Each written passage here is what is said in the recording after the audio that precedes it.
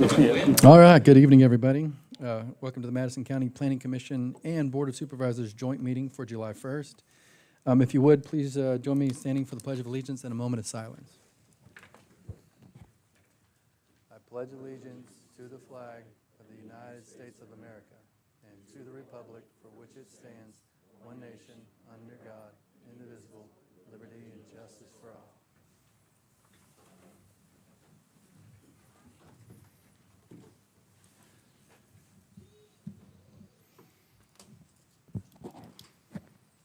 All right, thank you. We do have a quorum tonight. A reminder for everyone up here on the panel to please turn on your microphone when you make comments, and anyone in the audience doing public comment as well. Please approach the microphone, state your name and where you're from in the county, and use the microphone for your public comments. All right, first order of business, we need to adopt the agenda. All right, motion's been made and seconded to adopt the agenda as presented. All those in favor signify by saying aye. Aye. Are there any opposed? Seeing none. Was that a, oh, I heard a yeah. All right, general public comments. At this time, general public comment, not specific to any of the new business tonight or the public cases.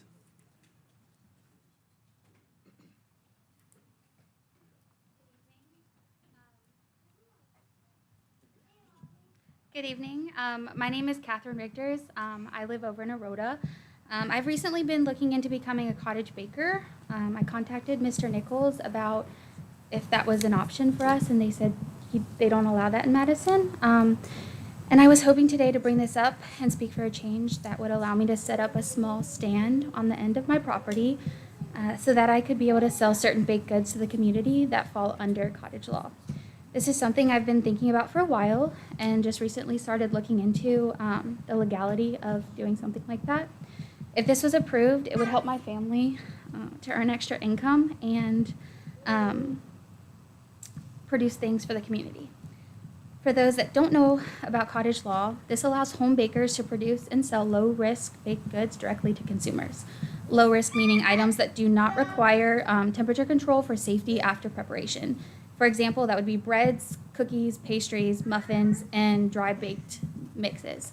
I would greatly appreciate this opportunity to supply some of my baked goods to the community and also help my family. Thank you for your time. Thank you very much. Mr. Nichols, if we look at that, do we have to have samples brought into the meetings? Is that something that's... No, I'm joking. I'm a terrible public servant. Don't listen to me. Thank you for your comments. All right, new business.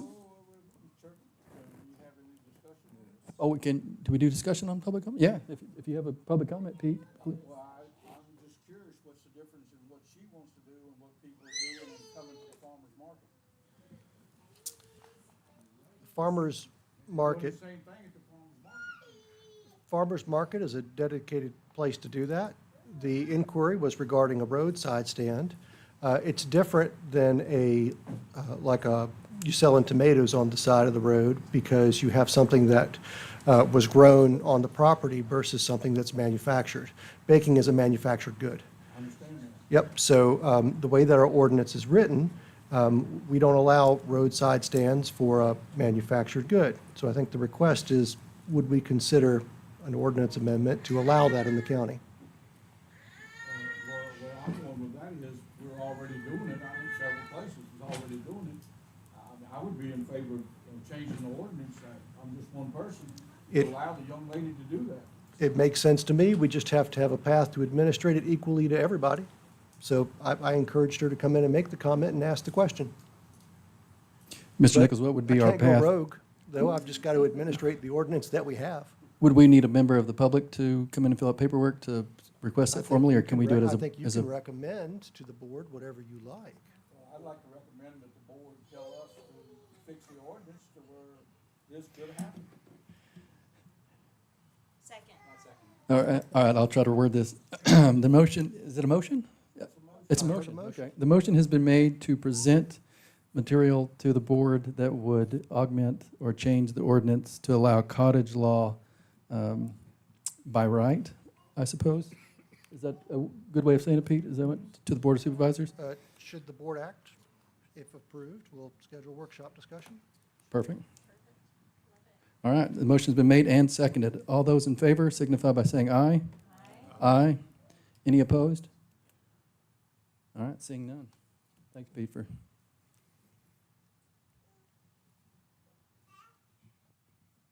All right, any other public comment? Any other discussion on cottage law or anything else, farm stand, while we are on the topic? All right, seeing none. All right, now we'll move on to new business, the adoption of the June 17th minutes. All right, the motion's been made and seconded to approve, or to adopt the minutes at June 17th as presented. All those in favor signify by saying aye. Aye. Are there any opposed? All right, seeing none. Thank you all again for coming in. All right, public hearings. We only have the one tonight. Case number ZOA-05-26-01 for the sign ordinance amendment. The Board of Supervisors has directed the Planning Commission to consider amendments to Madison County Code of Ordinances, Appendix 1, Article 12-1-2, 16, Article 12-6-14, Article 12-6-15, and Article 12-6-16, and possibly repealing Madison County Code of Ordinances, Appendix 1, Article 12-6-15. These are sign ordinances related to temporary signs, particularly on county-owned property. Mr. Nichols? Yes, Mr. Chairman. So for consideration this evening, we have a couple options. You can make a recommendation based on the information that we had previously discussed, including the, would you remove the 12-6-15 or amend it? Or alternatively, based on the information that Mr. Wright circulated earlier, you could choose to recommend the tabling of this case for further discussion in another workshop to unpack it further. Any of those are options you choose this evening. Thank you, Mr. Nichols. I know a couple of members have comments on this. Mr. Smith, I think you wanted to. Yes, I do, Mr. Chairman. Thank you very much. As you recall, during the last meeting, I gave you some background of the amount of voting that is done at this precinct during the period of early voting, the in-person, specifically the so-called in-person absentee voting. You can figure that out as best you can. I didn't use those words, the General Assembly did. But after mentioning that, Mr. Jewett, Supervisor Jewett had requested additional information. So the best thing I could do was pull the information from our November 2025 voting here at this precinct.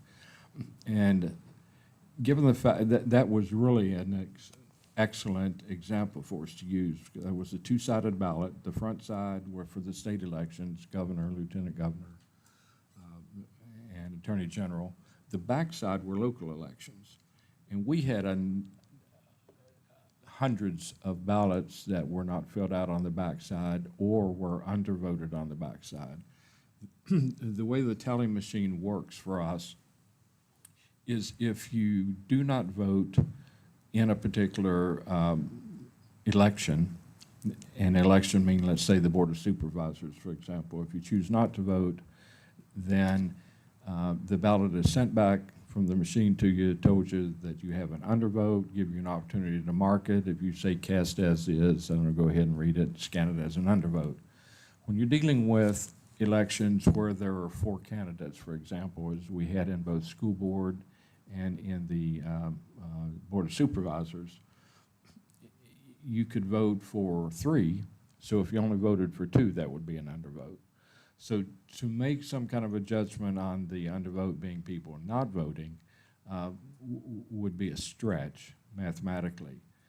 To state that people were so convinced of exactly who they wanted to vote for, I think would also be a stretch. That's not been my experience in moving around the precincts on election day. And having been given that information, Supervisor Jewett proposed another amendment.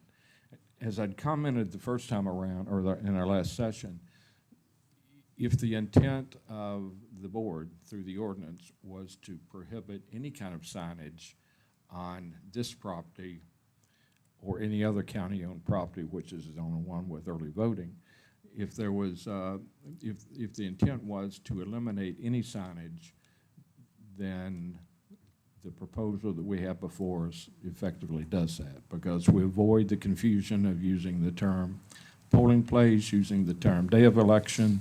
The way council has worded the thing, it makes it crystal clear that there will be no voting here during the period of time of early voting.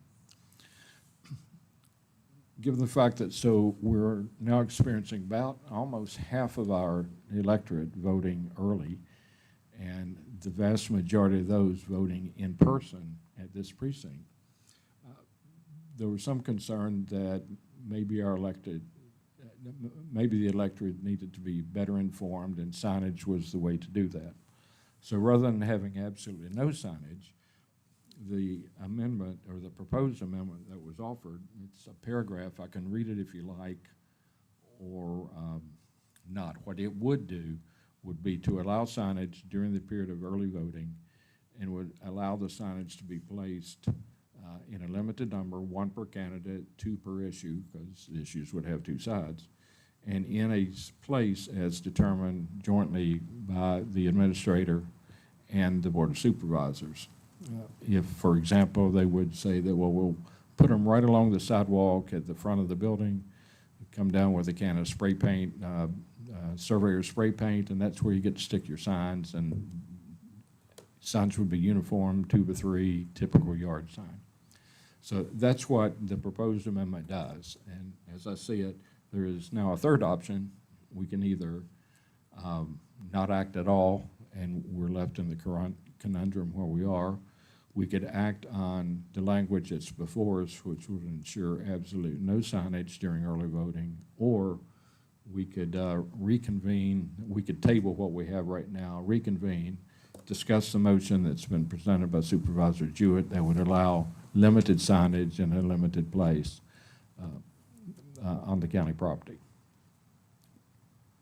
Well, Mr. Chairman, I probably got 2 comments to make. Most people that come in here to vote early, they done made up their mind, 99% of them are. The sign's not gonna do a lot to change that. If we put no signs there, one of the other things that would concern me is somebody's gotta mow that grass. What are we gonna do when it comes time to mow the grass and a bunch of signs out there? Somebody's gotta get off and move them, mow the grass, put it back. I know it don't seem like much, but I would hate to do that if I was mowing the grass.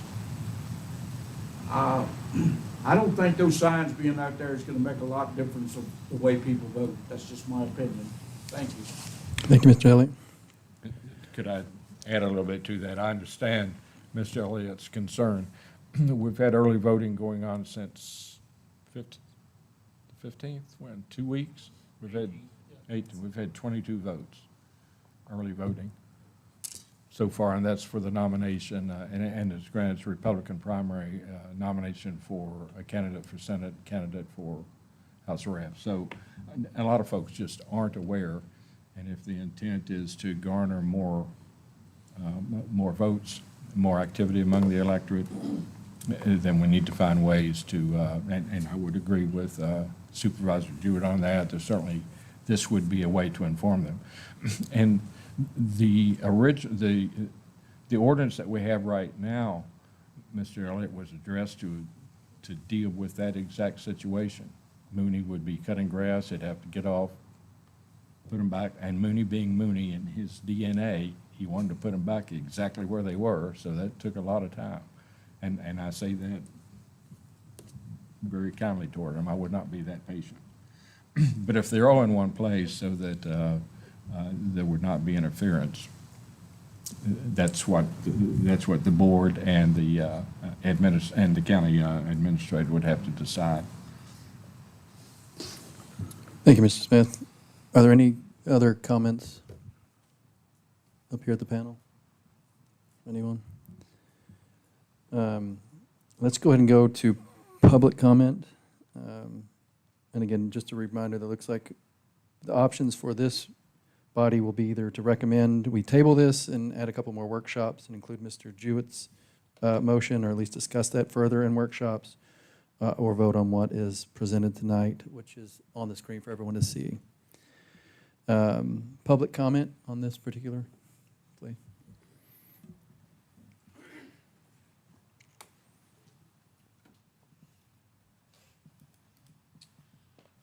Good evening. My name is Brian Mitchell. I live on Tennant's Church Road here in Madison County. Anybody there know where Tennant's Church Road is? It is, if you head out 231 and turn right on Hebron Church Road, keep going on Hebron Church Road to where it intersects with Hebron Valley Road. You keep going a little bit further than that, and Hebron Church Road veers off to the right back to 29. If you keep straight at that point, you are on Tennant's Church Road, which lasts for about 1.5 miles. And when you reach Mill Hill Road, it becomes Wilderness Road. So there you are. That's where I live. I'm also a member, like Jim Smith, I'm one of the 3 members on your county's electoral board. But I need to emphasize, as I did a workshop or 2 ago, that my comments are my own. The electoral board has not taken any official position on what's before you. I have 2 basic comments to make for you. One is to express a preference between the 2 alternatives that you have now. As you all know, I think the reason we're all here doing this was because there was a dispute that arose back during the spring election over a sign that appeared here, an election-related sign that appeared during early voting. And because the existing definition of temporary signs is what it is, there were some who argued at that point that, well, the election sign does not fit the definition of a temporary sign, therefore the county has no jurisdiction to deal with it. Others argued the opposite, that because the election sign did not meet the definition of a temporary sign, it should have been prohibited. So of the 2 options that you have before you tonight, one of them fixes that problem and the other doesn't. The alternative that says just repeal paragraph 15 and leave everything else as it is, retains that existing definition of temporary sign so that you continue to have an ordinance that simply doesn't address election-related signs in any way. So I think that the better course is, however you decide to go ahead and allow signs or not, use the proposal that was originally drafted by the county attorney that rewrites that definition of temporary signs so that it's clear that election signs are part of what you're talking about. The second thing is a more technical thing having to do with the allowed size of the signs. At your first workshop, we noticed that there was a discrepancy between a couple of sections that said, one section said a temporary sign could be 10 square feet, and another section said 6 square feet. The current draft has fixed that and has settled on 6 square feet. As it happens, there's another discrepancy. If you look at section 12-2 of the sign ordinance, that sets out size limits for various kinds of signs in all of the zoning categories. And in all of the zoning categories, that section of the ordinance says that a temporary sign can be 40 square feet. So you may want to look at that and decide between 6 and 40. And the last footnote I would say is that while the 6-foot limit takes care of your basic, again, talking about election signs, 6 foot takes care of the basic yard sign that we all are familiar with. It does not, technically, it doesn't allow for those larger 4x4.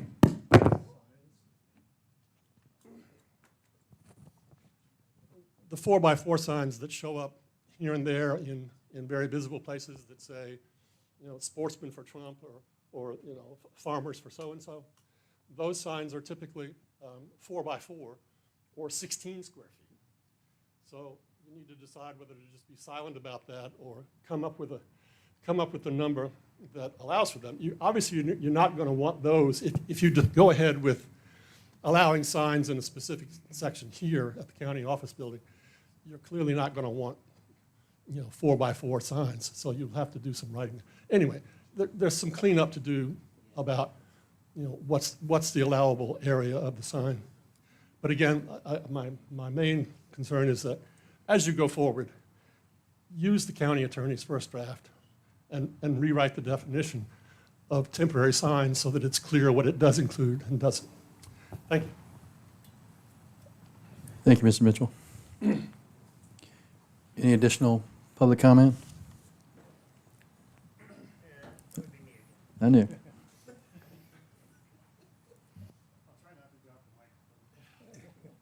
a low bar.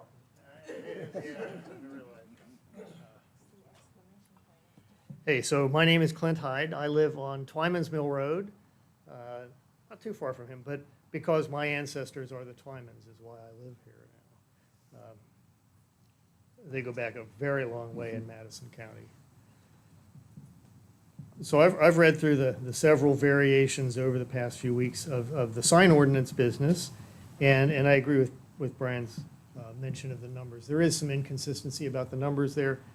That probably wants addressing, but there's not that many signs out there, so where the proliferation has not been so extreme that I think we're hurting our eyeballs driving around the county here.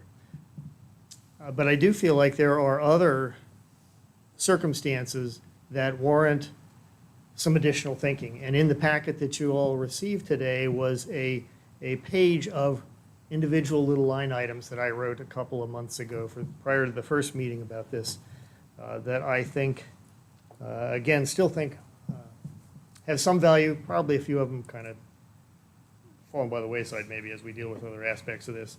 But the purpose of what I wrote was twofold. One was clarifications for the citizens here who might want to put a sign out someplace, and clarifications for the county as to exactly what it will and will not allow at the various locations under consideration. So there's also a distinction between a sign that I could put in my yard and a sign that I could put on county property.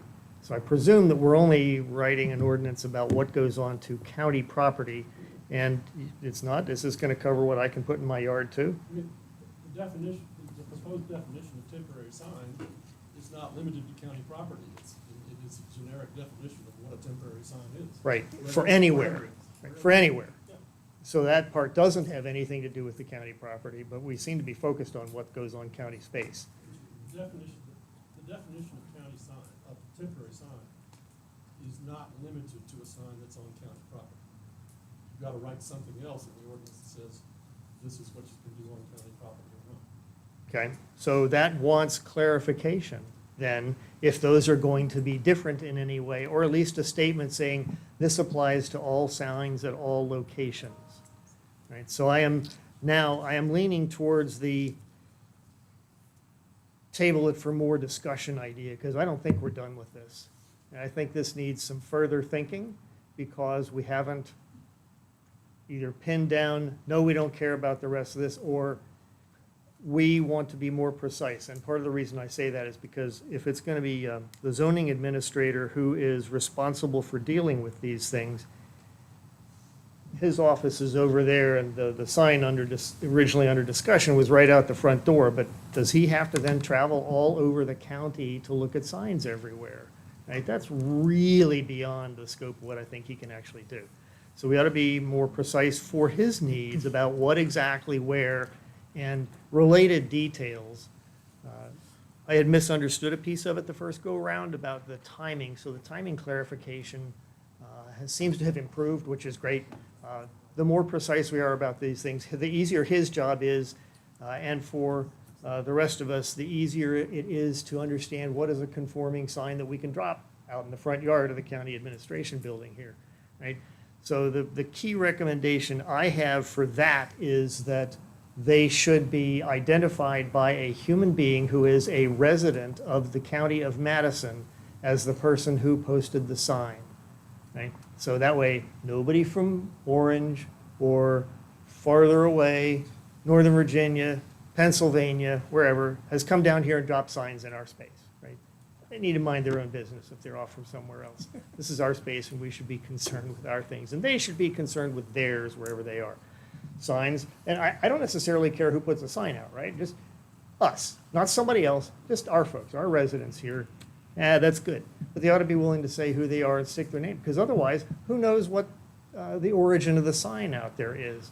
That last one, and others have occasionally, by having no attribution at the bottom, the way political signage is supposed to, start to look like maybe they came from the county. And you could go far enough along one direction or another and say, well, that clearly was not a county sign, but there's ambiguity in the middle of there, and the county doesn't want to be behind any of these things, or the county should put its own name, County of Madison, right? Yeah, that's all easy to do, and then we can all know who's making an opinion, and that way, the person who puts the sign up can then complain and say, hey, my sign went away, why? And if they got to talk to Alan, or they should talk to Alan beforehand and say, hey, can I put this sign out there? And Alan can get his tape measure out and say, nope, little too big, you left off your attribution, whatever the conforming regulation turns out to be, so that we do not get into a sign war of unattributed signs coming up and going down every 60 minutes because somebody came by and dropped one off and somebody else came by an hour later and said, I don't like that, and stops, grabs it, and drives away. Right? Because we could easily end up in having some bunch of silly business like that happen. Anyway, I just want to say, if we're going to consider tabling it, I think that that's the right thing to do here, because I don't think we're done. And that's all I want to say. If the tried. Here comes the opposing viewpoint. I'm Annette Hyde. I live in Radiant, obviously, because that's my husband. I'm also chair of the Madison County Democratic Committee. Just for clarification for everyone, and my Republican colleagues know about this as well, I'm sure after the August 4th primary, there are going to be campaign signs going up. The traditional barn signs is what they're called, are either 4 feet by 4 feet or 4 feet by 8 feet. We do have permission from several people in the county to put barn signs on their property. So I just wanted to give that clarification about the size of the signs. And I'm also, as an aside, I'm kind of surprised that the 3 Republican candidates for House and 3 Republican candidates for Senate had not put any signs up yet. Thank you. Thank you. So let me ask a question right there. So does that mean you can put it in the state right away? No. I've seen them there. You cannot. I've seen them there, man. I know you did. I know. Democratic. I've seen Republicans 1 or 2, Mr. Elliott. You know, I'm a Republican, so that's fine. Whatever, either way. I'm going to keep the politics out of it. Any other comments up here? Ms. Carpenter, do you have one? Yes, Looks Mr. like. Chairman. The one thing that I see, and our public comments have been very helpful here, we clearly, I think, are not ready to vote on this. And I think maybe tabling is going to be the best idea. There's some ambiguities, there's some outright contradictions, and basically, I want to be very careful about telling private landowners what kind of signs they can put up on their property.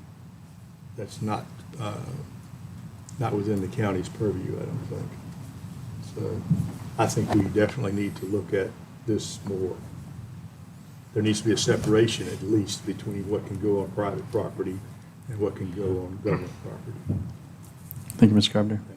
I Sure. agree completely with Mr. Carpenter. And Mr. Wright, I was hoping that you could provide a little bit more clarity in regards to your last example in your email that you sent us yesterday, just for us all to kind of understand that differentiation between a person holding a sign on the ground. How are we looking at that differently when we look at this ordinance? Sure, and as we can find in this, that it can be a thicket, But I think the difference we're talking about is a sign that's, I would say, unattended, freestanding, like a sandwich board sign or a yard sign, versus somebody walking and carrying a sign, essentially engaged in protest, is a different category of sign than what we're talking about when we talk about a zoning ordinance. So that person is generally free to walk around on the sidewalk, holding a sign, picketing, demonstrating, whatever, versus a sign that's just left someplace unattended, I'll say overnight or longer. That's what I was getting to. Does that Yeah, help? that makes sense to me. And so my question then too is, because it's getting to First Amendment, so is it also a person's First Amendment right if they see a sign on public property that they can take it off?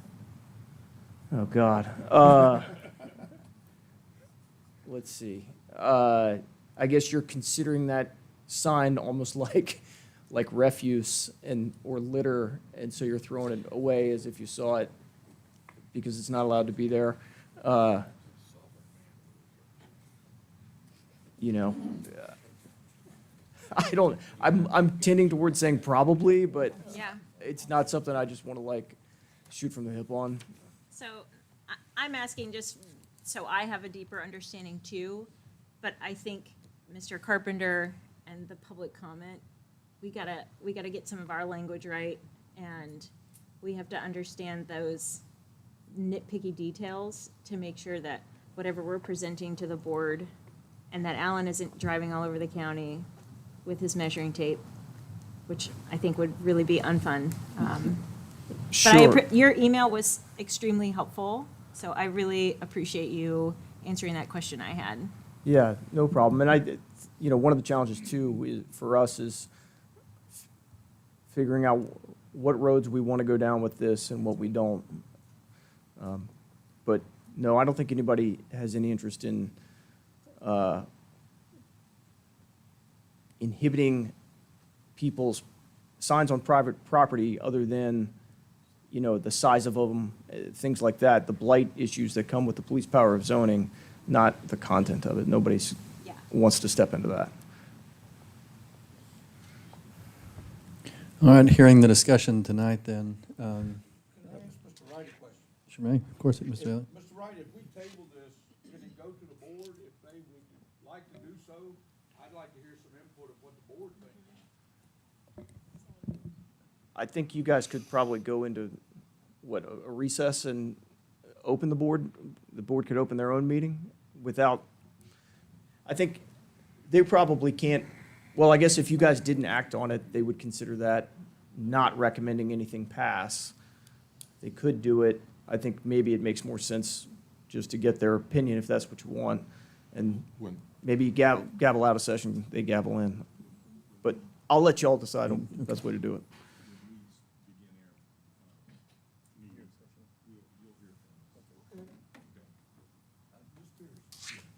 And again, since everyone's making comment on the record, I consider this more in your court, Mr. Wright. It's a legal issue to me. I don't know if I have any worthwhile opinion other than what would be expressed in public comment, which has already been expressed by public and other members here. So I hate to say that you hold the power, but I think that, it's fair, right? I think for me, I'm not a sixth Board of Supervisors member, right? So I'm not here to vote. I'm not here to make policy. I am here to help the county effectuate what I think is a legal and defensible policy that they choose.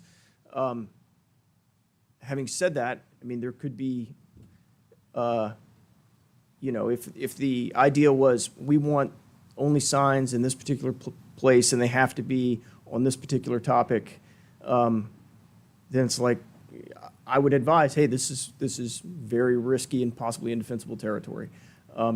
So I guess I'm trying to explain what my role is. I just don't want to overstep what my role is, but I also want to keep us between the left and right lateral limits. Thank you, sir. Please. I agree with Zach on that, as, far as staying out of trouble. But I would just add that as far as my personal opinion, in regards to county property, the less signs, the better. also leaning in that direction. Oh, can I just point out one thing? Out of curiosity, one of the big cases in here is Reed versus Town of Gilbert, Arizona, right? And so, out of curiosity, I went and looked up what are the sign regulations now for the Town of Gilbert of Arizona, and the sign regs alone are 56 pages. And the first 3 pages are dedicated of, we don't want to step on anybody's First Amendment rights. And they do. So I don't know what the message is there, but other than, I think they're very conscious of what they can and can't do, and it can turn into a total thicket. Like I said, there's landmines everywhere in this thing. Mr. Chair, I would move that we table, what is this? Case number Zulu Oscar Alpha 0526-01 to consider the amendment proposed by Supervisor Jewett and other matters as And other discussed matters. tonight. All right, the motion has been made and seconded to table case number ZOA-05-26-01 to include public comment and Mr. Jewett's motion and other matters that are discussed tonight. All those in favor signify by saying, oh, any discussion? Clay, did you have some? You're biting your tongue. You just got, I do. you're bleeding. I mean, look how contentious it is just in a very brief discussion.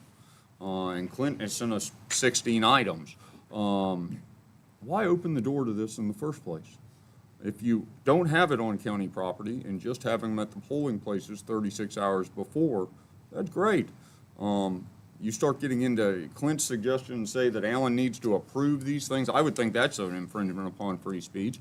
I also encourage people to put up buy used cars, home moving. I mean, it's just trash on county property. Why open the door and have potential liability and something that you're certainly going to have to revisit multiple times, and it sounds like is going to be like a booklet in itself. It just seems just foolish to open the door on something that is unnecessary and has been a problem one time. And now we have a rule, if we were to go down the path where no signs are allowed, the rule is very clear, move on. And then also, you've got 3 elections this year, 45 days early voting. Is that right? So you're out 47, for, 2 Sundays now. well, there you go. Look how long, as a part of the year, those signs are gonna be out there looking like trash. I mean, that's just what it is. I don't know why we'd open the door for a liability, but I understand an informed electorate is very important. You would think early voters would know. Obviously, they do not, but that's just what it is. I just don't understand why we would open up. But I do think it's something that we should table and send back. Any other discussion on that? I agree with him wholeheartedly. I do too, but I also heard him say that he consented to the tabling it, so. Yeah. That's the motion on the floor. Yeah, yeah, Oh. yeah. Yeah, I totally agree as well, but clearly, public is enjoying the discussion on this, and it's warranted quite a bit of Mr. Hannon's time, so. All right, any other discussion? All right, then I will repeat, the motion's been made and seconded to table case number ZOA-05-26-01. All those in favor signify by saying aye. Aye. Are there any opposed? Hearing none. Okay. All right, upcoming items, if you want, look at those. Any questions, send to Mr. Nichols if you have them. We'll go back to general public comment. Is there anyone online? Okay, seeing none. Anything else from staff at this time? All right, seeing none. Does anyone have a motion to adjourn? All right, the motion's been made and seconded to adjourn. All those in favor signify by saying aye. Aye. Any opposed? All right. Okay, so I'd like to call the Madison County Board of Supervisors meeting to order. Let the record show that we do have a quorum, and we need to adopt an agenda. Now, what I heard during the Planning Commission's meeting, I'd like to add E under new business, we got B, C, and D. Add a E that, and I'm pretty sure I can say this in confidence, that we would ask, or we discuss asking, the planning commission to look into an ordinance amendment regarding, is that cottage industries? Cottage what? Is there? Cottage bakery is what. Cottage bakery, okay. That we would ask the planning commission to talk, look into the ordinance amendment regarding cottage bakery. All right, so that's, we add that as E. Is there anything else, Mr. Weekly? Just for a point of clarity, Yeah. Mr. Chairman, so you can give direction on the agenda. We could add information and correspondence, even though it's already been advertised. An item under information correspondence for your special meeting that will be held next Tuesday. That topic will be the discussion of the additional 1% local sales tax provision that was just passed by the General Assembly. Yes. And then, not sure if we want to leave the discussion of tomorrow's event to our two Board of Supervisors that rep the 250th committee, or if you want a full board discussion. But we will need to, with the heat index, have some discussion about that event. So I leave that up to the two Yeah. board members that are your reps, if they wish to discuss that as your reps, or if you want that as full board discussion. But it would be the 250th. Add that to the agenda, and y'all two address that. Yeah, we can do it here. All right, so item F, the Yeah.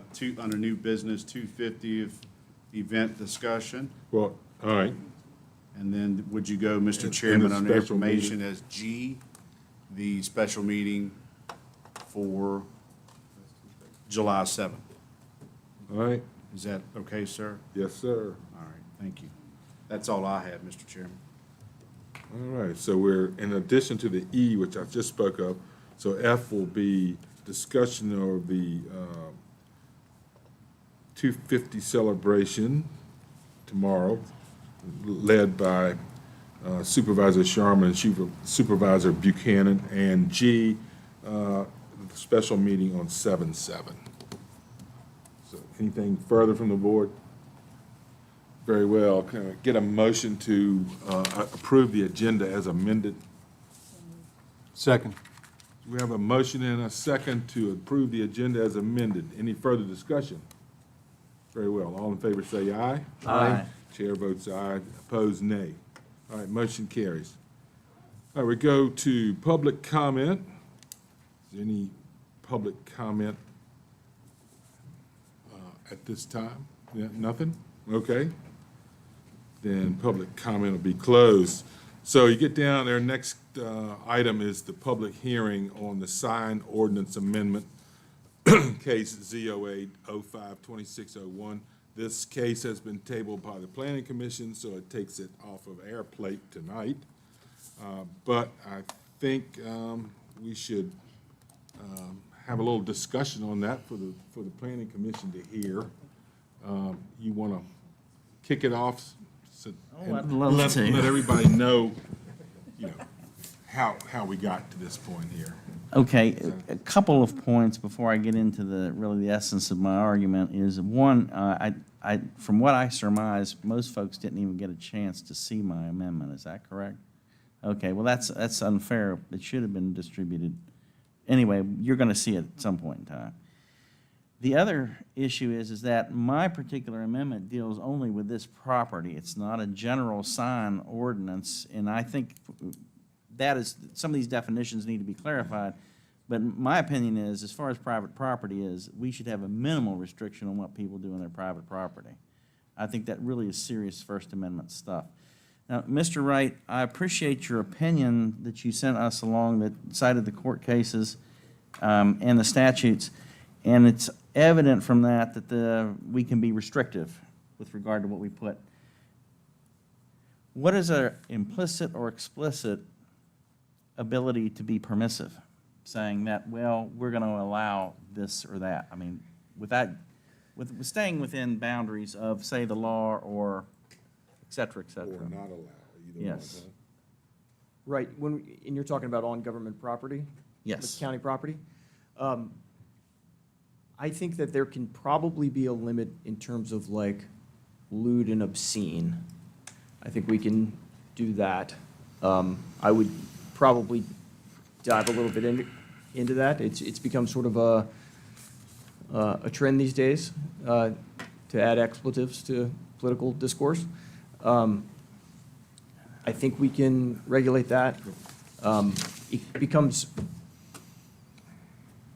but in terms of the content itself, it's going to be really hard. Because there's also really hard questions of like, what's considered a political issue, right? I mean, was it, this has now become also common, but like when I was growing up, it felt like there was a legalized marijuana sign at every event, no matter what it was, right? And is that a political issue, or is that, I don't know, right? So it's going to be hard to limit, is my point in terms of content, other than what I think is going to be some community standard of what's considered lewd or obscene. Okay, thank you. This whole issue came about originally because during election season, now we have a season, when you tried to walk into this building, there were 50 signs plugged in out here. And yes, it was unsightly. It was an impediment to maintaining the grounds, and that's why they were eliminated. And I think there's a better alternative than to just say absolutely no. And I think if you read my particular amendment, I'm very specific as to how this would work as far as political signage during the early voting period of 45 days. And that would be to restrict the signs' size, their height.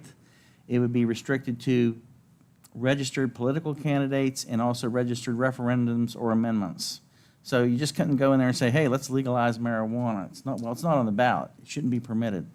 But we could, I'm sure we could figure out some way to set aside an area on this property, not necessarily right here at the door, but somewhere in here where we could even put a temporary stand area that doesn't interfere with the ground maintenance, but is still visible to folks that are coming in to vote. Now, their debate is, do signs make any difference? And we could debate that all night. I know from working the polls personally, both for other campaigns and my own campaigns, signs do have some effect. Now, is that 1%, 5%? I don't know. But I feel like that, I think it's unfair, and actually I think it's detrimental to not encourage people to think about who might be on the ballot.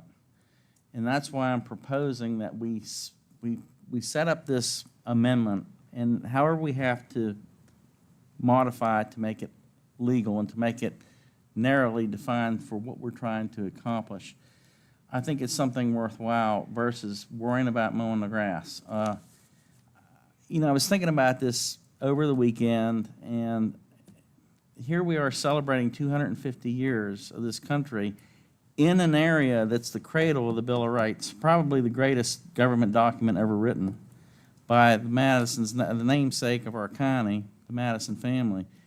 And we're here debating how we can restrict essentially the First Amendment instead of how can we support the First Amendment.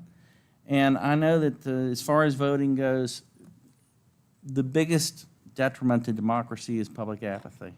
Matter of fact, I remember years ago seeing a cartoon where a guy was asking a voter, what's the biggest problem in this country, voter ignorance or voter apathy? And the guy replied, I don't know and I don't care. And unfortunately, people are not educated on the issues. They're not motivated to vote. And I think we can do something I think that we should be doing, at least not deterring people from being aware of the candidates and of the referendums and amendments that are coming forward. So that's my whole rationale for proposing this. Again, I don't want to see 100 signs poked out here. I think it's unsightly, and it becomes nothing more than noise. But if we have a really well-structured, well-organized area where folks who are coming in to vote can see it, it might at the very least stimulate them to ask questions once they get to the registrar's office or before they get to the registrar's office. And again, I just think of James Madison. He's probably, if he were looking down now, he'd say, doggone it, Here it is 250 years later, and they're trying to restrict the First Amendment. And I just have a real problem with that. But I think the Planning Commission needs to take a look at this whole ordinance. There are some things in there that are inconsistent. That's been a problem even before we started. I'd like for them to take a look at what we can do with this property and make a recommendation, and then it can come back to this board for final decision. Thank you, Mr. Chairman. Yes, sir. More comments, Mike? Sure. Generally, I agree with Mr. Jewett. I also agree with Mr. Elliott and Mr. Jackson's comments, both of them. I do think that when people walk up here for early voting, that they have already made up their minds. That's the way I generally feel. I also feel that if we start allowing all these, or so many signs right over here, it's going to make the place look trashy for 45 plus 3 more days. So it's either 45 or 48 days. I stepped off what I thought might be 40 feet from the front door, and that doesn't allow a whole lot of use over here in the yard to begin with. I personally like the idea of just keeping it the way that it is and allowing no signs at all, personally. As well as one question that I do have, are temporary signs a 4x4 sign? We're saying that a temporary sign is only 6 square feet. Are we now saying that a temporary sign is not a 4x4 sign any longer? Can anybody want to answer that question? Where are you talking about? Sorry. 2 by 3 or whatever. Yeah, well, we're talking about changing the temporary sign ordinance to begin with. Yes. And we're restricting that to 6 square feet. Does that also include a 4x4 sign? Proposed amendment changes that, Just addresses that. Yeah, my proposed amendment, Well, which is just for here, is sure. a standard 18 by 24 campaign sign. What you're referring to Agreed. is the general definition of Well- signage, which is something that they would need to clarify. Correct. But I don't think anybody's going to say you can't put up a 4x8 sign anymore. Well, if we And we you change shouldn't. temporary signs to what it says, that's what it's saying. Well, then that needs to be corrected. Well, so. Right or wrong? So for each of, I mean, maybe what it could say is, unless otherwise stated, a temporary sign is this size. Because there are other places, like in A1, I think a temporary sign can be 40 square feet or something like that. Okay.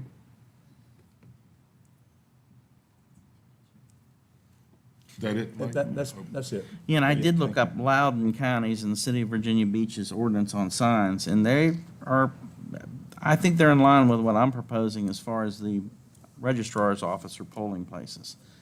Matter of fact, in Loudoun, if you have to pay a permit, you have to apply for a permit, pay $10 and provide a map stating where you're going to put your signs anywhere in Loudoun, whether it's on private or public property.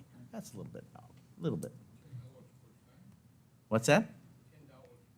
No, just $10 for the permit. So that's, again, Can I follow up on my comment? Sure. So what I'm reading here is that it says temporary signs shall not exceed 6 square feet per side and not have any more than 2 sides for display. That doesn't say just on government property, and it doesn't say in A1 or A, whatever we're doing. That's just the 12-1-2-16. That's the way that that's written. It doesn't allow for what zoning that might be in and/or just on county property. Okay. Further discussion? Judge, Nancy? Yeah, so this is county property, it's government property, and I feel that having signs put up for that length of time is really detrimental to our staff, but also the fact that we're trying to not look like the county's picking one candidate over another. And I don't like the fact that somebody might think that if just the Republican signs go up or just the Democratic signs go up, that we're pulling for one side or the other. It's public property. All our residents own it, and I don't feel like putting those signs up for that length of time is something that we should do. I feel like if you want to come in and meet with people walking in the door, and this is what we were talking about earlier, that you have the personal right to have a sign that says vote for whoever and this is why, and you're walking around the sidewalk here or the property, I guess that's legal to do. That's what you should do. When I ran for the board, I sat down at the landfill station and talked to people about what I wanted to do for the county, and I talked to hundreds of people down there. So it's something if the candidate or their supporters want to do, then do that. You know, that's something they can do. That's my feeling. I'm more concerned about what I heard Mr. Twyman say earlier about, is this going to be on personal property too? Do we still have to figure this out based on these ordinances? So I do think it needs to go back to the planning commission and some sort of, and tighten down a little bit. But I'm not for putting signs up on county property. If you are coming in here and you're looking at a sign and you're either D or R and you say, well, that's the way I've always voted, but I don't know what the issues are, maybe we shouldn't have those signs up for that reason alone. And maybe there's nothing saying that a Republican shouldn't vote for a Democratic reason or candidate if they feel that those issues are important to them and vice versa. So looking at a sign and just saying my parents and my grandparents, and I've always voted Republican, that's what I'm going to do, or I'm always going to vote Democrat, that's what I'm going to do, it's kind of ridiculous, but that's my feeling. All right. Thank you. Nancy? You used a good word there, ridiculous, because I think it is ridiculous that we have 45 days ahead of Election Day in order to have this open voting, and we have this place here at the registrar's office where we have to come to, if we're going to vote early, this is where we come to, and we don't have any way. I'm going to take up for a candidate right now, but the candidate does not have a way of reaching the entire public. I'm not all about yard signs all over out front. I'm not all about that, but I know that we can't fix this 45 days early voting either.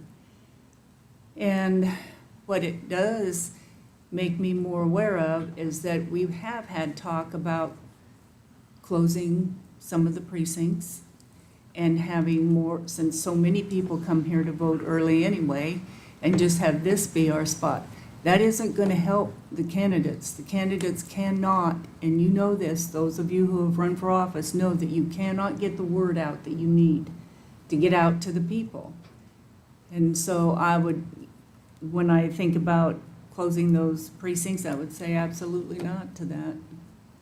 So I know we're not voting on that tonight, but I am kind of amazed too that there was one sign that was put outside that was not a candidate sign.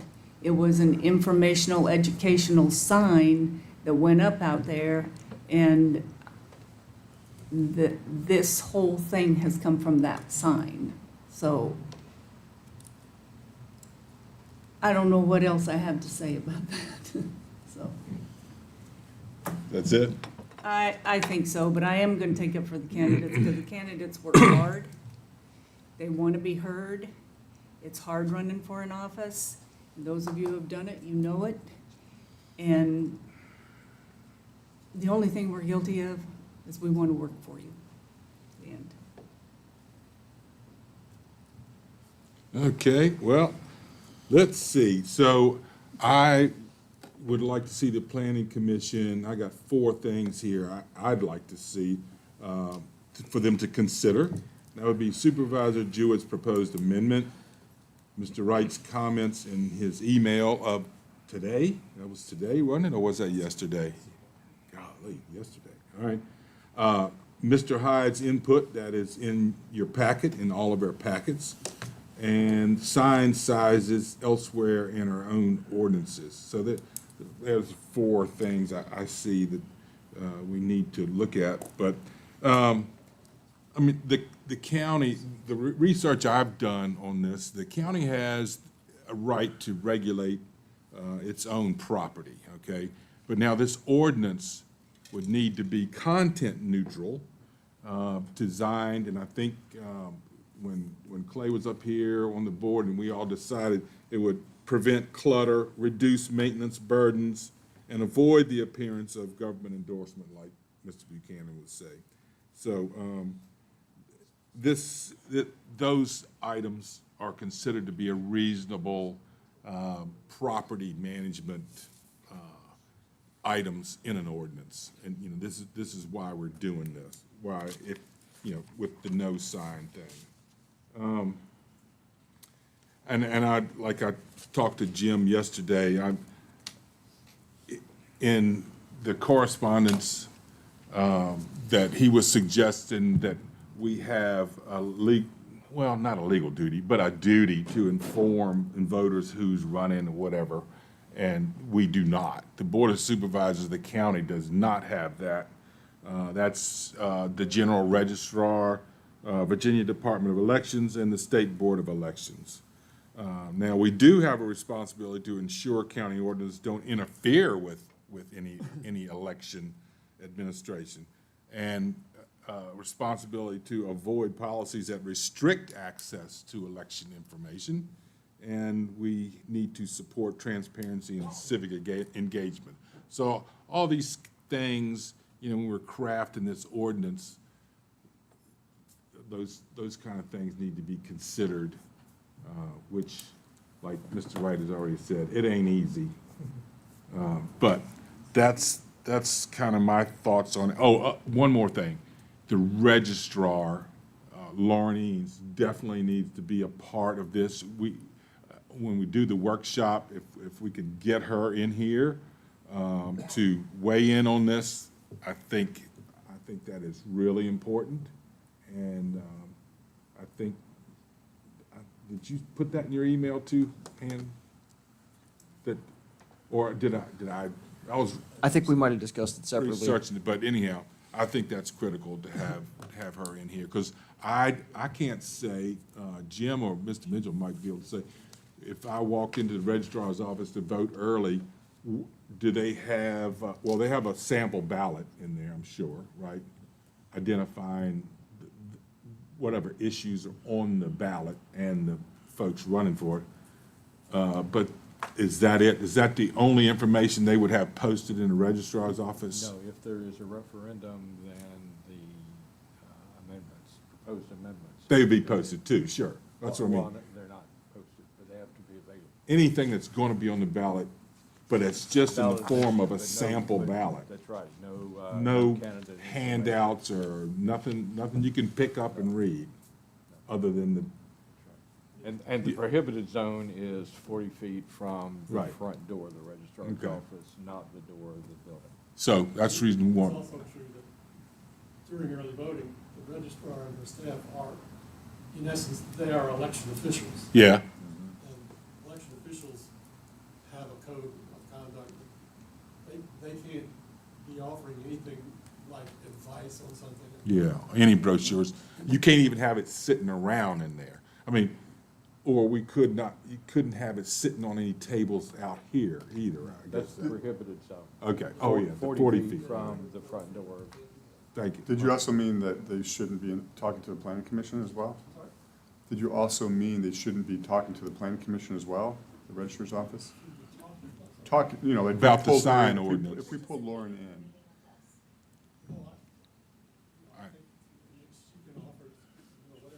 okay. We would want to know what her rules are. What are the rules in that office and The out that electoral door board right there? is Huh? charged with the responsibility of enforcing those rules. Right, okay. So, So the EB and the general register.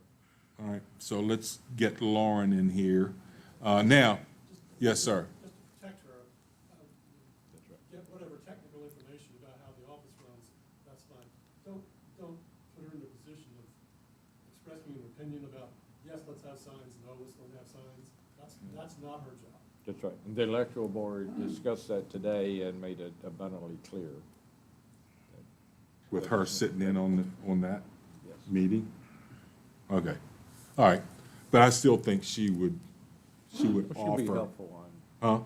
should be helpful on Okay, rules, but any member of the electoral board could do the same Yeah. thing and cite the code section. all right. Now, my one last thing, which I think I said before.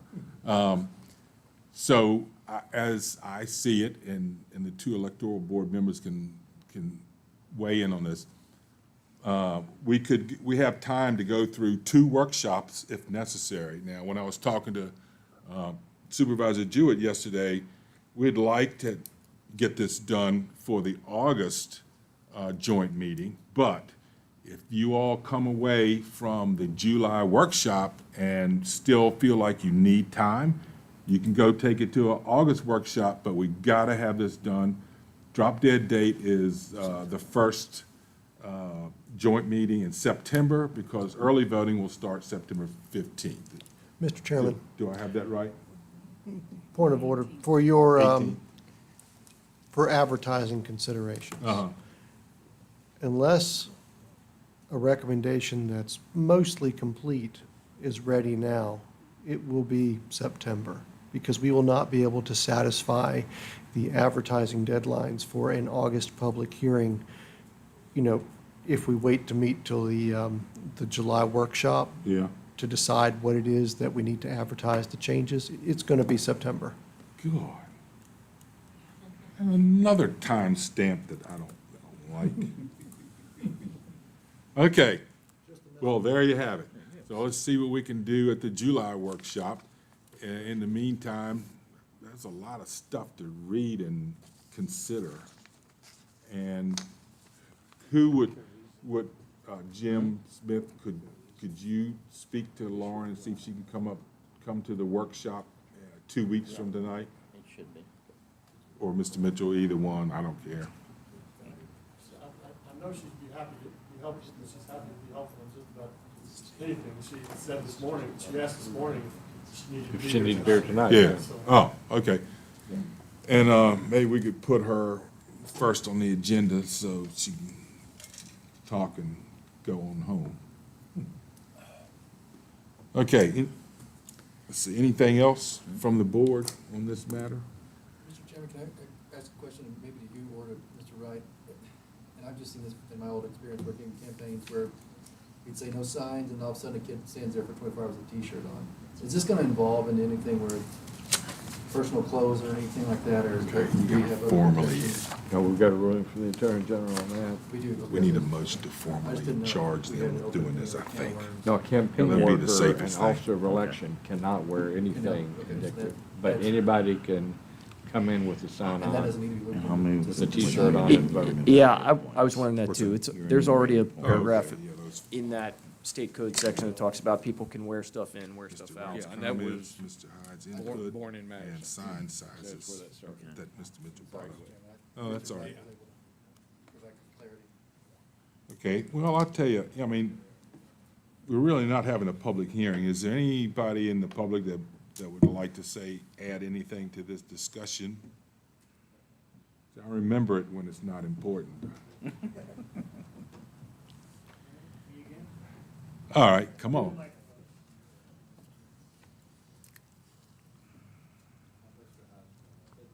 Huh? Reminder, name Clint Hyde.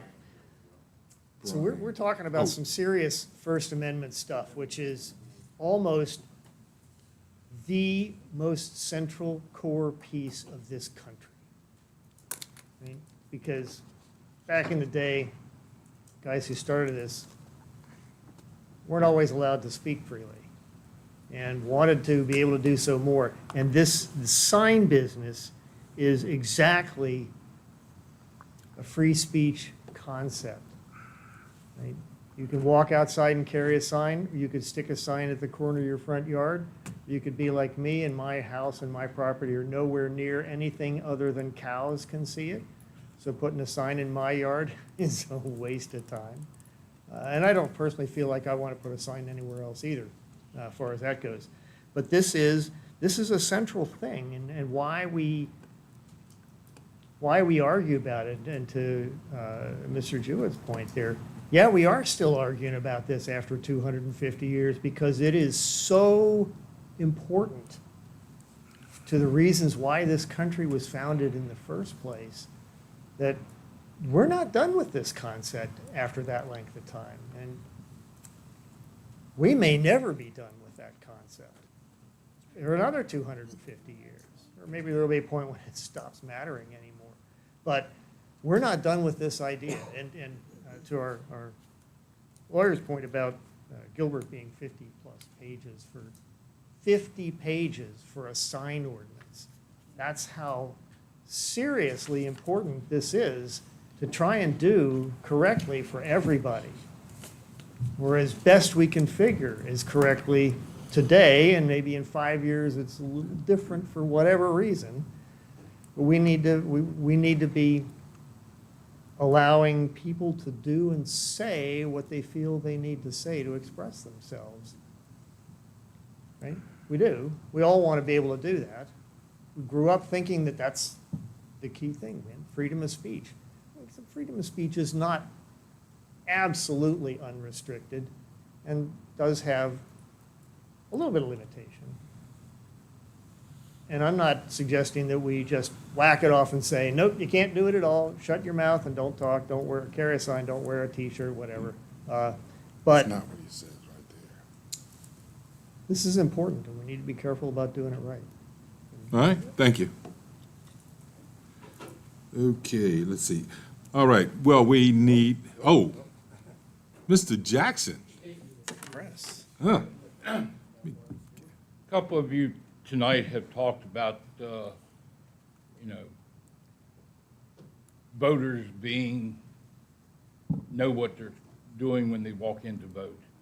I was in here yesterday talking in the registrar's office and was told that there was a number of people who have come in, the 22 who voted, who had no clue what they were voting on.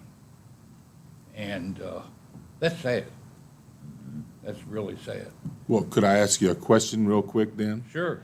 So you got 3 candidates running for, U.S. Senate and 3 running for the U.S. Senate. and So if you had all 3 of those signs out there, what were they gonna do? No, I'm. Pick the middle one? I personally don't want any signs You know. out there as an Right. individual. As a paper, I'm not saying. Yeah. But no, I personally don't want signs out there, but they're uninformed. And with only 22, I doubt I doubt very seriously you'll have more than, 150 that will vote altogether, unless it speeds up real quick. So, Mm-hmm. and Okay, anyway. thank you. All right. Well, so I think the board needs to have a motion to task the planning commission to take on this review of the sign ordinance. So could I get a motion to that effect? Yes, Mr. Chairman, I move that we request of the Planning Commission to re-examine the ordinance and specifically to consider Supervisor Jewett's proposed amendment, Mr. Wright's comments on his email, Mr. Hyde's input that is in your packet, and sign sizes elsewhere in our ordinance. Does that kind of Yeah. cover it? Yeah, I think that. Second. Okay, we have a motion and a second to task the planning commission with reviewing and making a recommendation down the line on our sign ordinance. Is there any further discussion? All right, hearing none. All in favor say aye. Aye. Chair votes aye, opposed nay. All right, motion carries. Thank you, Mr. Chairman. Yeah. All right, thanks, Zach, and the planning commission. All right, so we have no old business, new business. We have Matthew Fant's truck and tractor pools, large-scale outdoor event permit. Mr. Weekly. Yes, sir. Thank you, Mr. Chairman. So we have the tractor pull application that came in. I know we talked about timing last time. Sometimes applications don't come in the full 45 days, but as I mentioned, our biggest thing is circulating amongst public safety to make sure there's no concern there. So everything appears to be in order for this event. It is a 2-day event, but public safety has no opposition against the application. Excuse me, Mr. Mitchell, can you be here 2 weeks from tonight at the workshop? Okay, I'm sorry. I just want to catch him before he left, Mr. Weekly. No, That's it? I have nothing further Okay. unless there's questions. Yeah, my only concern is short notice like this, does it give EMS, fire department, sheriff's department all time to coordinate this? And I assume they all have on this. They have, I mean, it Yeah. definitely with those, when the window's shortened, I mean, Yeah. you have to spin it up on our side quickly Okay. to get it. We would prefer the 45 Sure. days, but at least we were able to make contact on this one, and there's no opposition. Yeah, okay. All right, any questions about this application from the board? Okay, hearing none, I'll entertain a motion to approve the outdoor event permit. Mr. Chairman, I make a motion that we approve the Matthew Funds truck and tractor pulls large-scale outdoor event permit. Second. Very well, we have a motion and a second to approve the outdoor event permit. Any further discussion?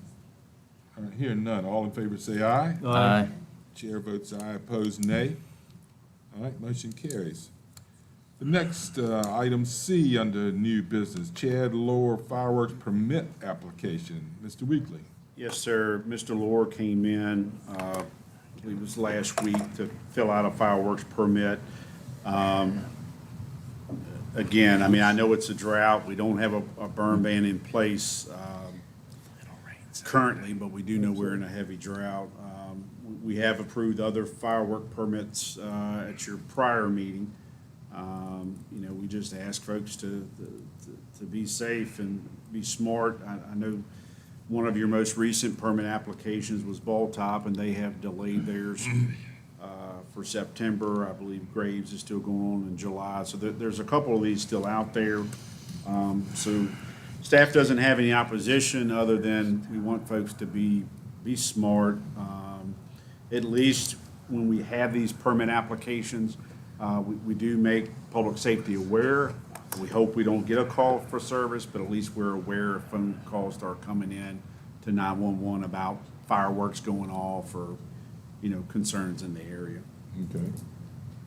All right, Just a quick question, is there a certain size, or can, like, so it's Joe Smith, private citizen, goes up to Pennsylvania, buys a bunch of fireworks, comes down and puts them off in his front yard, does he need a permit, or is there, what's the size limit? So the problem with that, if it's just Joe Schmo that doesn't have his pyrotechnician, and I don't know if you've got to have a dealer's license whenever to purchase those, but you have to have a pyrotechnician license if you're going to set off those type of fireworks. You and I can go, I don't know if there's a stand set up here. I know there's one in the town of Orange where they just sell, you know, the little snakes, if they're still a thing. But the larger ones that go up, you have to have a pyrotechnician license in order to do that. Because it does bring liabilities, and that's the required law. $50 for a couple of sparklers, come on. I got a quick one. So by approving these firework things, does that hold the county liable for anything? No, At there's all? let me see if I can read it there. Thank you, Alan. We just have a note there, a disclaimer, if you will. Any person or organization is conducting a firework display to comply with the minimum terms and conditions set forth by the State Fire Prevention Code and the NFPA, which is the National Fire Protection Association, which they have a governing, kind of getting back to Mr. Buchanan's question, they have a governing over use, storage, and fire and display. So any guidance or requirements that they have, those individuals are required to do that. Does that necessarily say that we have no liability? I don't believe the liability exposure is there for the county because it's on private property. Would that be correct, Mr. Wright? By approving this application, the county shouldn't bear any liability. No, I don't think we incur any for that.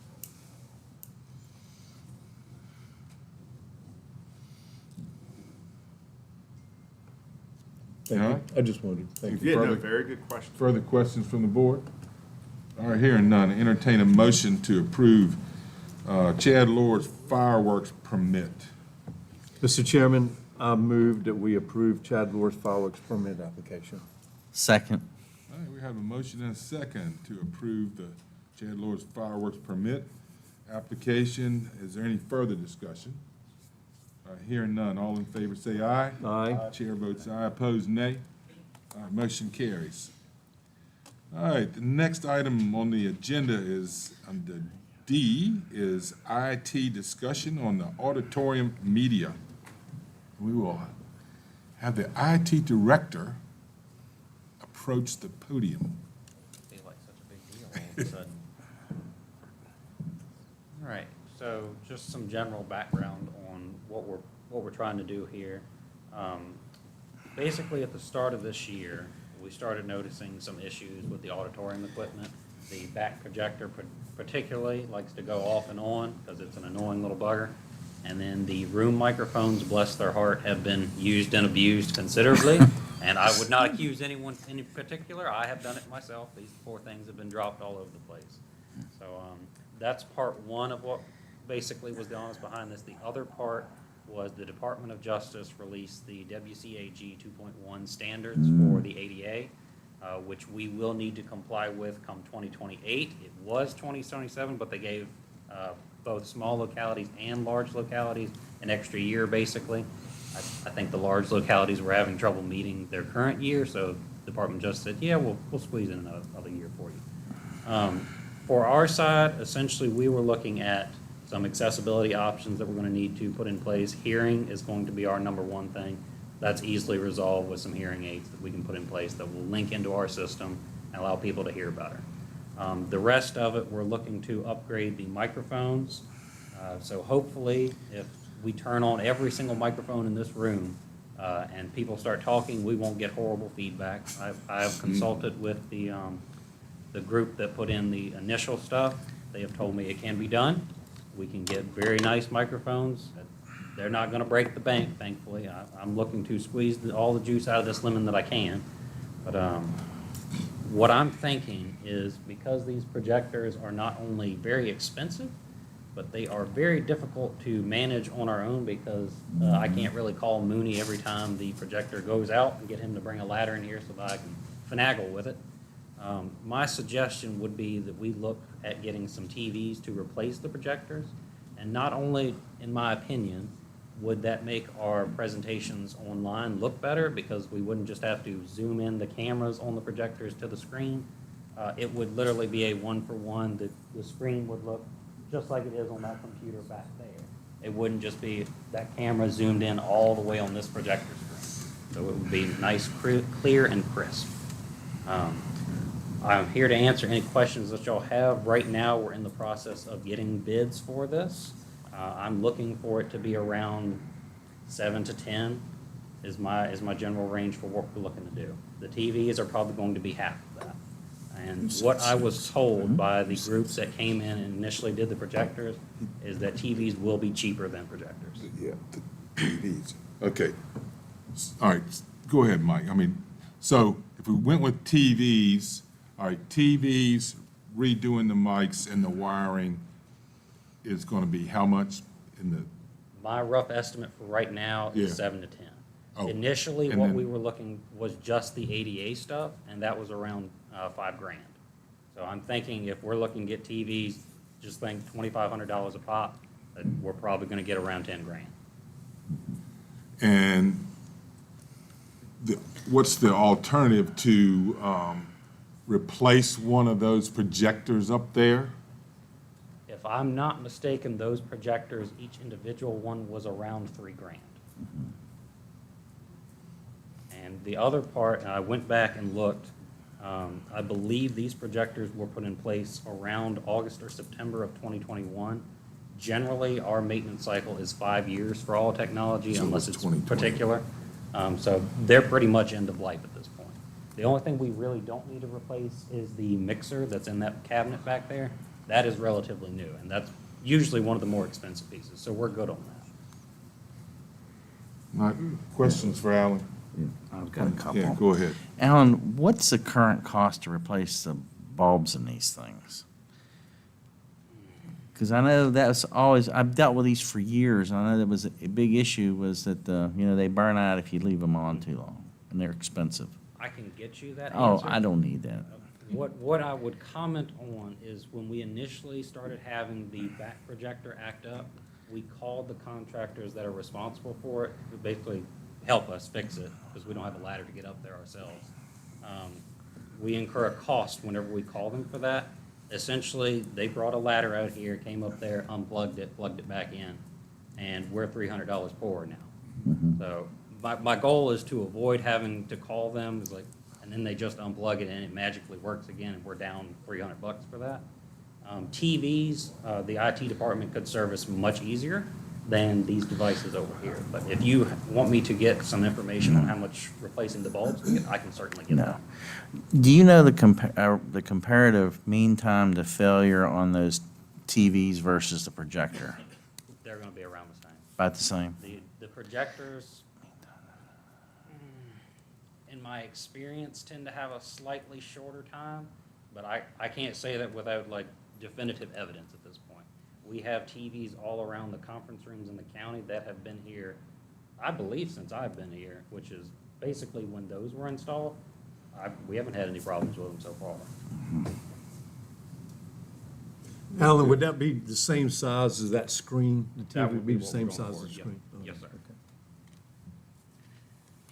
Further questions for Alan on this?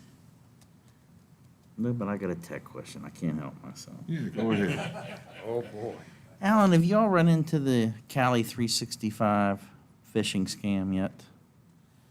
We've had a lot of phishing. I don't think we've hit that one particularly yet. Okay. Because we've had, I know for around a month, we have had some IP spoofing of internal users, but usually the phishing that we get is relatively obvious. It's the spoofing that is the problem for us right at this moment. Okay, thank you. For some reason, everyone seems to be emailing themselves.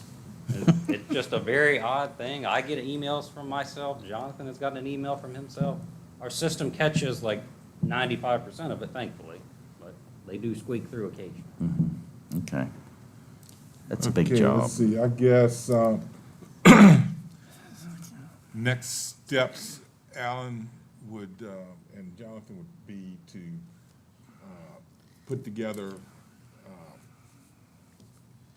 two cost comparisons of continuing with these units, along with lifespan, when you think, how often you have to replace them.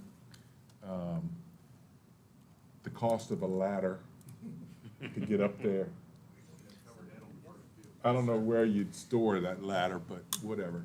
And the TV options, and then your recommendations. Can do. But Get up on that ladder, fall off. I know we're getting 2 quotes by that one. I'm not sure about the third Do one. you have it set down to that way up there? We'll try to meet the 14th. You get a jet. 14th meeting, okay. Get a jetpack. All right, thank you. Thanks, Alan. Yes, sir. Okay, so item E that we added to the agenda was to, well, like I say, discuss asking the planning commission to look into an ordinance amendment regarding cottage bakery. I think we all agree, right? Head nod. So then, how about let's get a motion to ask the planning commission to look into an ordinance amendment regarding cottage bakery. Mr. Chairman, I'd like to make a motion that we ask the planning commission to look into the planning of the cottage bakery and to see how we could have an ordinance that would allow that or not allow it. All right? All right, we have a motion and a second to task the planning commission to look into the ordinance amendment regarding the cottage bakery. Is there any further discussion? All right, hearing none. All in favor say aye. Aye. Chair votes aye, opposed nay. All right, motion carries. All right, on to information and correspondence.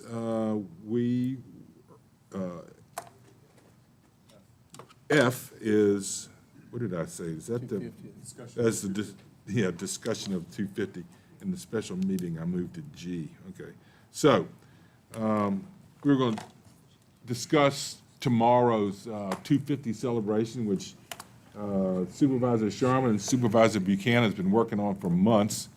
And now Mother Nature is trying to interfere. So I'll turn it over to you guys for discussion, whether you're going to continue, postpone, or whatever you want. Who wants to go first?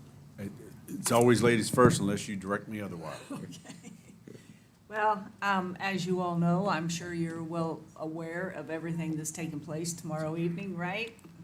Everybody who knows what's happening, raise your hand. I've had lots of people come to me and say, I didn't know anything about it, I thought it was all day long. I mean, it's hard to get the message out, but the message is out. We have an entire program, I don't know who's seen that begins at 5 PM and 5 to 10 minute slots goes through 8:25, 8:30 is when we'll be finished. I mean, it's a big, active, full agenda. We have many people who are already coming. What do you think? Probably over 30 different groups, and then we've had some add-ons since we printed this program. So the tent's up, it looks good. The decorations are up, that looks good. Everybody's ready for this 4th of July. We're all ready to do this independence season, right? I guess I need to hear from the people if it's time to do that. Judd, I don't know what other people, what your consensus might be. I know it's hot. It's hotter than the dickens. But I don't know what it's going to be at 5 o'clock tomorrow night. It may start cooling off a little bit.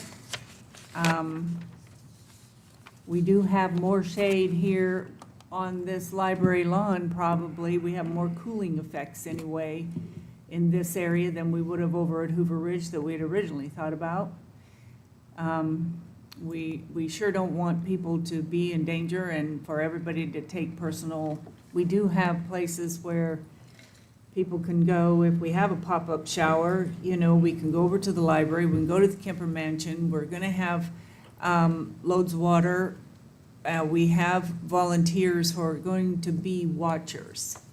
I mean, everybody, and you all too, we got to be on. We got to be watching our people, making sure they're okay. Everyone's supposed to have their own chair that they're bringing. And it is safety first. We don't want to put anybody in harm's way. And Judd, it's your turn. I don't know what else to say about that. Well, Yeah. yeah, I mean, I think that we're so far down the road and with the vendors and everybody planning on being here that it's kind of it's too late to put the brakes on it. There is I would call it common sense, but somebody much smarter than me today called it assumption of risk. If you're susceptible to the heat, you wouldn't come out to an event like this. So common sense would have you stay home. There's also another, just passed over to me by Jonathan, the high school might be a contingency plan for everything to be held inside. We still have to discuss that and we're getting the answers back from Anna over there. That could be a possible backup plan that would work, but then again, we have people bringing their chairs or there's food trucks, and I don't know how that would work with the auditorium. We have the tent up, so I think we just need to go over that after the meeting and see if that's something that would be possible. I know this building will be open for a cooling station, is that correct? Yes, sir, and we did confirm this morning, we were loaned 2 large misting stations. If we can get them closer to the library lawn, we will erect those there. Right now, the immediate spot would be behind the Kemper Mansion. So we will have that. But I did want to provide you Ms. Graham's feedback about the high school. You know, that can be done if you want it, but the question is, do you hold the event? Do you move the event? Do you cancel the event or reschedule? And that's where I wanted feedback today, because we do have vendors, we have volunteers, we also have federal and state delegations that's been invited and have confirmed. So I would just need to know so I can make the appropriate notifications if we're changing or canceling or rescheduling. Right. If I may interact here real quick. Just looking at what I have for the weather tomorrow, the hottest part of the day tomorrow is going to be 4 o'clock at 100 degrees, 5 o'clock at 100, and 6 o'clock, 98, 96, 92. So, once again, around 5 o'clock, about 100 degrees. Well, and as far as having the event in a different location, I just don't see how we can move that and have it be anything like we've tried to plan if we take it over to the school. And also, there isn't a rain date on this event. We established that early on because of the fact that right after this, we moved right into the fair. And then we move into Taste of the Mountains, and we're just gonna keep celebrating 250, whether we get heat, and gets too hot or it doesn't get too hot. We're gonna keep celebrating 250 throughout this year. So, Zach, what's your take? A lot of effort into it. I think other shows are going to show regardless. But I don't think it's a safety issue, but that's personal. Well, it doesn't seem to be any storms predicted for tomorrow. You got that going for you. For us. You're the one's gonna stand up there and read for 10 minutes. Read faster, Courtney. Yeah. You're like the FedEx guy. So, do we have any other comments? I just go ahead and do it, man. I Yeah, think just do it. we're just gonna move on it, and Show if up. we're gonna do what we do, and we're gonna enjoy what we have, make some memories, and then we're gonna Just go sitting home, there, because we're crying. celebrating. That's the whole thing. We are going to celebrate this 250. I think we've got. Are we gonna have EMS on standby or just, I mean, they're right down the street? We have EMS, they will be parallel, there's an IAP plan and a map, so they will be parallel to the tent. Fire, they just put out the thing today for their volunteers, and there will be at least 2 law enforcement personnel on scene. Okay. Is there We going to be also any water have- or anything like Yes, that? we will have water at the information table, one of the very first tables you're gonna see as you come on the property. And then also, there's gonna be a couple different churches have tables, they have water, all the vendors have water. Salvation like- Army will be there as well, I'm sorry? the Salvation Army. Oh, yes, as well. Salvation Army, yeah. That's good. Yeah. No, I'm just, No beer? he's getting to I'm it. telling you, we've put a lot of work into Yeah. it, but there's a lot of people who have put work into it, and people who are really looking forward to this, and Let's do it. let's just do it, okay? Yeah, If it's too Okay. hot, you can always go home. that's right. I was just gonna ask Judd how many Well, kegs you of beer we're can, gonna because have. I don't want Yeah. anybody here, huh? Nothing, Dan. What did you didn't- say? You didn't hear. I didn't say Kids. anything. How many kids? I was shot down on that one. It's a library lawn, it's not public property, so Oh, that's oh, all yeah. I'll say. Here's a public property. Okay, so we're gonna move on. We don't have alcohol problems. Right. Taste the mountain. All right, so we'll go on to item G, which we have announced a special meeting on July 7th, and the agenda would be would be reviewing the 1% sales tax that could go for school construction, the referendum that goes with that, right? That is accurate, I'm gonna have Hanny comment on it, but there's a 2-step procedure to that. Just for point of notice for those in the audience or who may be watching online, the General Assembly in their budget bill, which is supposed to be appropriations, not law, but that's another matter, that's a civics lesson, they have allowed for localities, it has to go via voter referendum, but they have given the counties the ability, should they want to pass a resolution, to get on the ballot in November. The question would be levying an additional 1% local sales tax for the purpose strictly of school construction. That's either new or renovations. We were not given the additional provision of transportation that was only afforded to Planning District 9. There is a sunset provision based on how those funds or the debt service it would be funded. That's not saying you would do a project, it's just explaining the law. And it's basically the life of the loan or maximum of a 20-year. So that tax would not be in perpetuity, it would be that sunset provision as the code states. Hannon? Right, so I didn't know either that you could amend the state code through the budget, but you can. So the steps would be, if we want to do it, it's teed up for, if you all want to do a resolution as the board saying we want to put it to a referendum, then I file a petition with the circuit court to ask the judge for an order, putting it on the ballot, and then we would hold the election. So there are timelines associated with all this. So we're sort of compressed at this front end here. I think I would need to get the order hopefully from the judge by about July 20th. And then that, with the plan for that to be on the November ballot. But I think that's all I've got. I mean, there's some language in there about you can decide now or later in terms of whether you want this to be funded by loans or bonds, or whether you want it to be basically self-financed through the tax. We're using the tax to pay back the loans. But I will try to draft it with maximum flexibility at this early stage.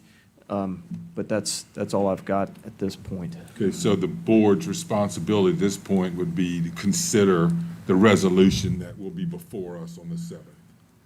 That is correct. At 6 o'clock. At 6 o'clock in this location. What I was just going to add to further Hannon's point, because initially, when it was handled through the legislation body proposed, it was, okay, they would give you provision. They didn't put time limits in there like 105 days before election. So that's where I had previously told the board, if this is allowed, your deadline to be on the ballot's August 14th. So I don't want to seem as if I fibbed to the board. The General Assembly or the budget bill language changed that by that 105 days. So to Hannon's point, the court has to provide that action by July 21st so you can officially go on the ballot.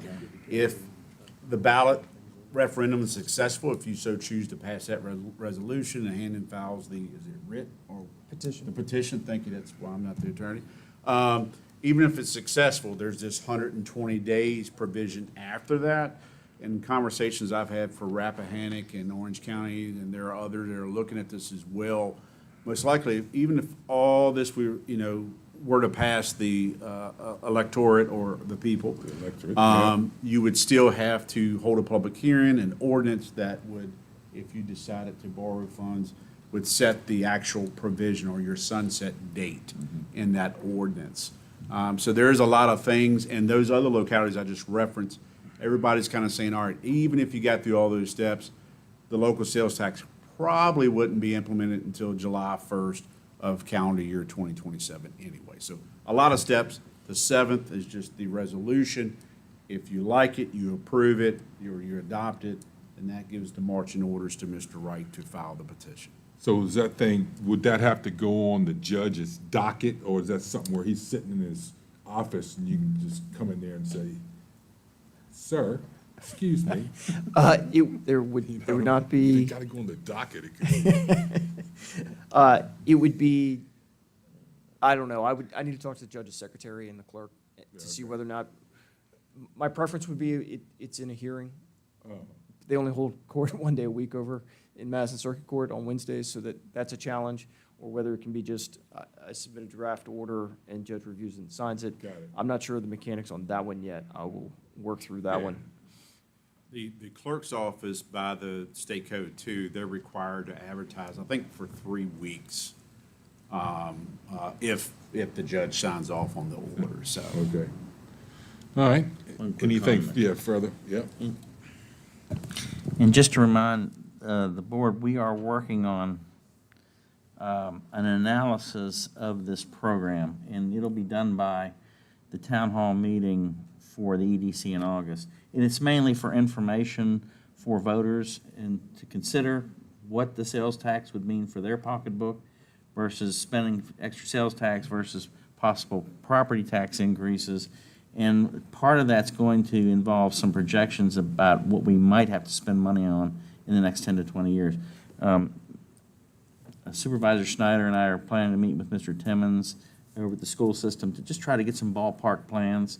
That way, at least people will have an idea of what direction we're heading in. And I think it'll help the voters be more informed versus just going to them and saying, hey, this is a good thing. I want to be able to show people that, yeah, it is, or maybe it isn't. So that'll be I promise we'll get you, maybe sooner. We hope Supervisor Jewett, or Vice Chairman Jewett, excuse me, sir, that the study report that was commissioned by the Joint CIP Committee, that we'll have it back in time for you to analyze, for folks to analyze and put it as part of that town hall information. Right, right. That's all I All right, have. okay. Okay, then that takes care of that. Back to public comment. Is there any further public comment? None? All right, we'll close public comment. We have no closed session, so I entertain a motion to adjourn. I move to adjourn, Mr. Chairman. Second. Have a motion and a second to adjourn. Any further discussion? Hearing none, all in favor say aye. Aye. Chair votes aye, opposed nay. Thank you, Mr. Motion Chairman. carries. Excellent meeting.